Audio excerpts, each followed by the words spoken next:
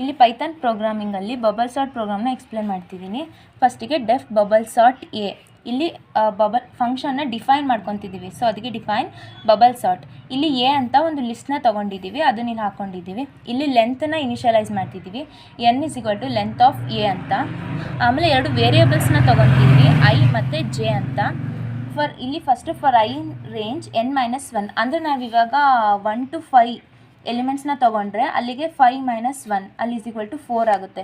ಅದೇ 6 ತೊಗೊಂಡ್ರೆ 6 - 1 = 5 ಆ ಥರ ಇದೆ. ಆಮೇಲೆ for j in range n-i-1 ಅಂತ ವ್ಯಾಲ್ಯೂ ತೊಗೊತಿದ್ದೀವಿ.